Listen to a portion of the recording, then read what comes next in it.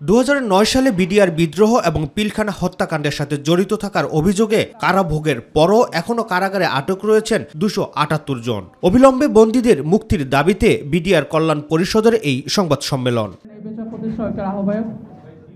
জাতীয় প্রেস ক্লাবের জহুর হোসেন চৌধুরী হলে আয়োজিত সংবাদ সম্মেলনে 8 দফা দাবি তুলে ধরেন বিডিআর সন্তান আব্দুল্লাহ আল মামুন। আমাদের প্রথম দাবিটা হচ্ছে ফ্যাসিস্ট স্বৈরশাসক হাসিনার প্রহসনমূলক যে 2টি মামলা করা হয়েছে, এই মামলার যে সকল রায় দেওয়া হয়েছে এই রায়গুলোকে বাতিল করতে হবে। দ্বিতীয়ত, 16 বছর যাবৎ কারাগারে থাকা নির্দোষ যে বিডিআর সদস্যরা আছে, বিভিন্ন মেয়াদে সাজাপ্রাপ্ত, ফাঁসি, যাবজ্জীবন, 10 বছর এবং বিভিন্ন মেয়াদে, এবং যেই সমস্ত আঙ্কেলরা খালাস পেয়েও আটকা আছে তাদের সবাইকে অতি সত্বর মুক্ত করে দিতে হবে। বাংলাদেশ রাইফেলস যে নামটা ছিল বিডিআরের, সেটাকে পুনরায় প্রতিস্থাপন করতে হবে।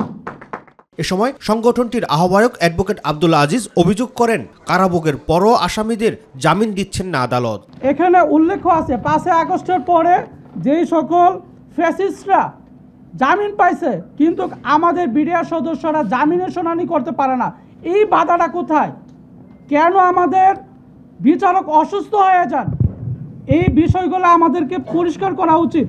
বিডিআর বিদ্রোহের ইস্যুতে বর্তমান সরকারও নিশ্চুপ কেন, এমন প্রশ্ন রেখে অবিলম্বে আটককৃতদের মুক্তির দাবি জানান সংগঠনের নেতারা। আমরা একটা সুশৃঙ্খল বাহিনীর লোক, এজন্য উশৃঙ্খল দেখাতে পারি না, রাস্তাঘাটে উশৃঙ্খল করতে পারি না। এই জন্য কি আমাদের, এটাই কি আমাদের অপরাধ? আপনাদের মাধ্যমে আমরা আমাদের এই খবরগুলো পৌঁছাতে চাই বর্তমান বাংলাদেশ সরকারের কাছে।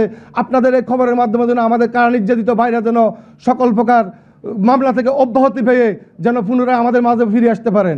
রাকিব হাসান, মাই টিভি, ঢাকা। জেলে